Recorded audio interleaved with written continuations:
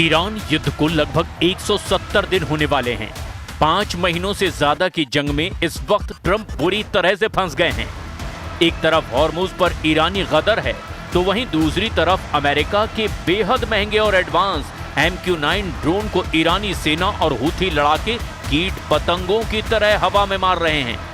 लंबी जंग से कराह रहे अमेरिकी सैनिक आपस में ही एक दूसरे पर खूनी हमले कर रहे हैं और खुदकुशी तक कर रहे हैं। ईरानी मीडिया तंजीम न्यूज और मेहर न्यूज ने दावा किया है कि अमेरिका का विमान वाहक युद्धपोत USS अब्राहम लिंकन जंग के मैदान से भाग रहा है, क्योंकि उस पर मौजूद 5000 अमेरिकी नौसैनिक भारी तनाव और डिप्रेशन का शिकार हो चुके हैं।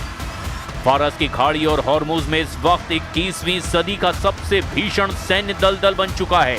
कूटनीतिक गलियारों में एक ही चर्चा है, हॉर्मुज के ट्रैप में डोनाल्ड ट्रंप का प्रशासन पूरी तरह उलझ गया है। ईरान के रणनीतिकारों ने साफ कर दिया है कि ये कोई 2-4 दिन की झड़प नहीं, बल्कि एक लंबी थका देने वाली जंग है। खुफिया रिपोर्ट्स और ईरानी सैन्य कमान के बयानों का दावा है कि तेहरान ने 2029 तक युद्ध जारी रखने की तैयारी कर ली है। ईरान का मानना है कि हॉर्मुज से दुनिया के 20% कच्चे तेल का रास्ता रोककर वो अमेरिकी अर्थव्यवस्था और वॉशिंगटन के सैन्य दबदबे को धीरे धीरे घुटने पर ले आएगा। कुल मिलाकर ईरान युद्ध ट्रंप के लिए कोड़ में खाज बन चुका है, जहां सिर्फ और सिर्फ अमेरिका को भारी नुकसान हो रहा है।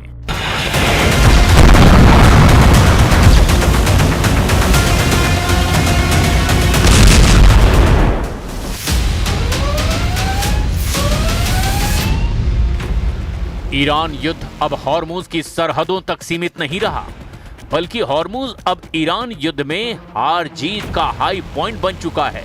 पूरा पश्चिमी एशिया इस वक्त युद्ध से पैदा हुए हालात को देखते हुए ईरान के खिलाफ डबल मोर्चा बनाने में जुटा हुआ है। पश्चिम एशिया में मौजूद अमेरिका की 8 मुख्य मिलिट्री बेस ईरान के हमलों और भीषण खतरों के बीच जंग करने को मजबूर हैं। एक तरफ फारस की खाड़ी में अमेरिकी युद्धपोत और ईरानी मिसाइलें आमने सामने हैं, तो दूसरी तरफ वॉशिंगटन और तेहरान के बीच बयानों का युद्ध अपने सबसे खतरनाक स्तर पर पहुंच चुका है। अमेरिकी राष्ट्रपति डोनाल्ड ट्रंप ने सोशल मीडिया पर दावा किया कि स्ट्रेट ऑफ हॉर्मुज पर अमेरिका का पूर्ण नियंत्रण हो चुका है, लेकिन ट्रंप के इन दावों की हवा खुद अमेरिकी अधिकारियों और अमेरिकी मीडिया ने ही निकाल कर रख दी। फारस की खाड़ी में चल रहा युद्ध अब उस मोड़ पर पहुंच चुका है जहां दुनिया की सबसे बड़ी सैन्य महाशक्ति अमेरिका को एक ऐसा झटका लगा जिसकी कल्पना पेंटागन के रणनीतिकारों ने भी कभी नहीं की थी। अमेरिकी वायुसेना का सबसे भरोसेमंद, सबसे अत्याधुनिक और घातक हथियार MQ-9 रिपर ड्रोन ईरान के आसमान और हॉर्मुज की हवाओं में मची तबाही का शिकार हो रहा है।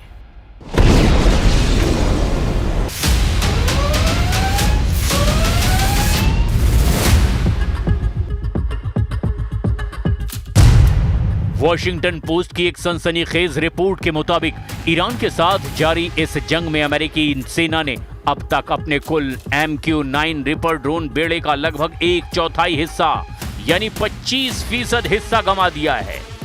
आंकड़ों की भाषा में समझें तो कम से कम 45 महंगे रिपर ड्रोन या तो मार गिराए गए या फिर तकनीकी खामियों की वजह से क्रैश हो चुके हैं। ये नुकसान केवल एक ड्रोन का गिरना नहीं, बल्कि अमेरिका की 1 अरब 30 करोड़ डॉलर यानी लगभग 11,000 करोड़ रुपए से ज्यादा के सैन्य साजो सामान का धू-धू कर जल जाना है। युद्ध शुरू होने से पहले अमेरिकी वायुसेना के पास करीब 165 और अमेरिकी मरीन कॉर्प्स के पास में 20 रिपर ड्रोन सक्रिय सेवा में थे, लेकिन इस जंग की आग इतनी भीषण रही कि महज कुछ महीनों के भीतर ही अमेरिकी एयरफोर्स की फ्लीट घट करके मात्र 135 के आसपास रह गई। पेंटागन के लेफ्टिनेंट जनरल डेविड टैबर ने अमेरिकी सीनेट में अपनी गवाही के दौरान इस भारी नुकसान पर गहरी चिंता जाहिर की, लेकिन सवाल ये उठता है कि दुनिया का सबसे हाईटेक माना जाने वाला ये हंटर किलर ड्रोन इतनी आसानी से निशाना कैसे बन गया? पहला कारण, उड़ान की गति और ऊंचाई।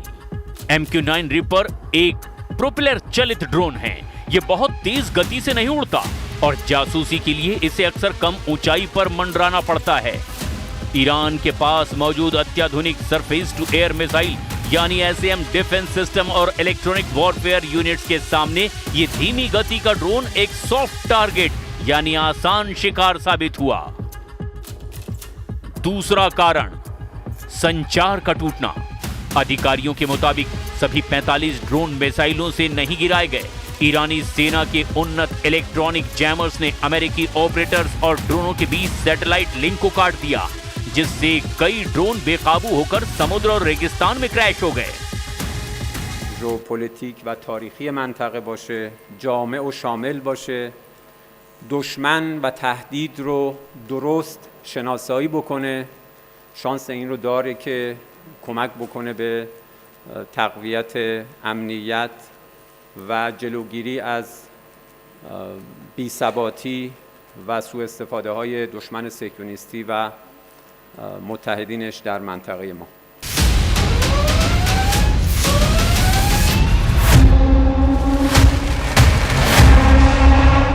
एक अकेले MQ-9 रिपर ड्रोन की कीमत उसके सेंसर, रडार और हथियारों के आधार पर 3 करोड़ से 5 करोड़ डॉलर यानी 250 करोड़ से 400 करोड़ रुपए के बीच होती है।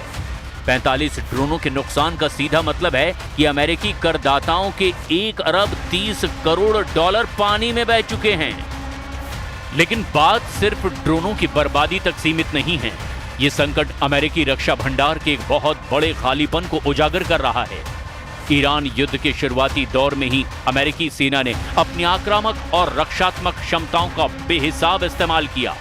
850 से ज्यादा टॉमहॉक क्रूज मिसाइलें दागी गई, 1000 से ज्यादा पैट्रियट और थर्ड एयर डिफेंस इंटरसेप्टर खर्च कर दिए गए। नतीजा ये हुआ कि अमेरिकी सैन्य कमांडरों को अपनी रणनीति में बदलाव करने के लिए मजबूर होना पड़ा। जिस रफ्तार से मिसाइलें और इंटरसेप्टर दागे जा रहे हैं, उस रफ्तार से अमेरिकी रक्षा उद्योग उसका निर्माण और सप्लाई नहीं कर पा रहा। हथियारों और ड्रोनों के इस भयंकर नुकसान ने अमेरिकी राष्ट्रपति डोनाल्ड ट्रंप के सामने एक बड़ा राजनीतिक और रणनीतिक धर्म संकट खड़ा कर दिया है। 45 ड्रोनों का नुकसान, युद्धपोत पर मंडराता संकट और 2029 तक खींचने वाली जंग, हॉर्मुज़ के इस ट्रैप ने साफ कर दिया है कि केवल सैन्य ताकत से जंग नहीं जीती जा सकती।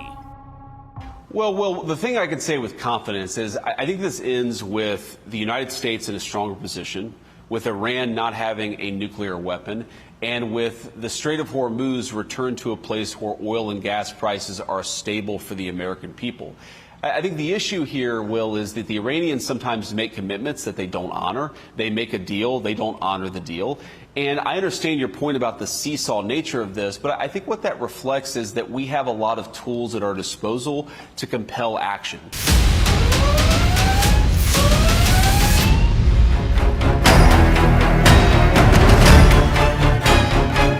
अब दुनिया की नजरें वॉशिंगटन पर है कि क्या ट्रंप प्रशासन इस महासंकट का कोई राजनीतिक समाधान निकालेगा या फिर फारस की खाड़ी का ये गतिरोध असीम युद्ध की ओर बढ़ेगा। लगता नहीं है कि अमेरिका जंग को अब लंबा खींच पाएगा। फारस की खाड़ी, अरब सागर और लाल सागर में ईरान पर हमला करने में जुटा अमेरिकी विमानवाहक युद्धपोत USS अब्राहम लिंकन 5 महीने की जंग में पस्त हो चुका है। ईरानी मीडिया और अमेरिकी अधिकारियों की रिपोर्ट के मुताबिक जो हालात अभी दिखाई दे रहे हैं, वो अमेरिका के लिए किसी बड़े खतरे की घंटी से कम साबित नहीं हो रहे।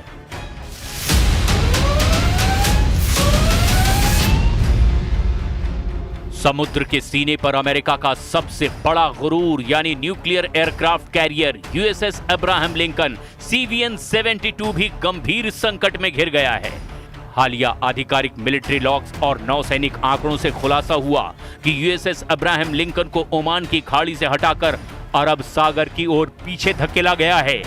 ईरान की तटीय एंटी शिप मिसाइलों और सुसाइड ड्रोनों की रेंज से खुद को बचाने के लिए पेंटागन को यह रणनीतिक कदम उठाना पड़ा है। बात सिर्फ सुरक्षा की नहीं, 260 से ज्यादा दिनों तक लगातार समुद्र में तैनात रहने की वजह से इस युद्धपोत पर तैनात 5000 से ज्यादा अमेरिकी नौसैनिकों में भारी मानसिक तनाव और आत्महत्या के प्रयास के साथ साथ बुनियादी रसद की कमी भी दर्ज की गई है। सीनेट समिति ने पेंटागन से जवाब तलब किया कि एक विशालकाय युद्धपोत को सीमा से ज्यादा घसीटने के कारण अमेरिकी नौसेना किस मोड़ पर आकर खड़ी हो गई है। एक तरफ ट्रंप अपने मतदाताओं से विदेश में अंतहीन युद्धों को समाप्त करने का वादा करते रहे हैं, तो दूसरी तरफ ईरान के साथ ये जंग हर बीतते दिन के साथ और ज्यादा खर्चीली होती जा रही है। पेंटागन और ट्रंप प्रशासन ने अमेरिकी कांग्रेस से युद्ध के खर्चों और खाली होते रक्षा भंडारों को फिर से भरने के लिए 67 अरब डॉलर यानी लगभग 5,60,000 करोड़ रुपए के आपातकालीन सप्लीमेंट्री पैकेज की मांग की है। अमेरिकी रक्षा मंत्री पीट हेग्सेथ के मुताबिक केवल सितंबर के अंत तक ही इस युद्ध की लागत 37 अरब 50 करोड़ डॉलर तक पहुंच जाएगी और इसमें ईरानी हमलों में क्षतिग्रस्त हुए अमेरिकी सैन्य ठिकानों की मरम्मत का खर्च शामिल नहीं है। अब देखना यह होगा कि ऐसे हालात में ईरान अमेरिका पर भारी पड़ता है या फिर अमेरिका ईरान को पूरी तरह से तबाह कर देता है।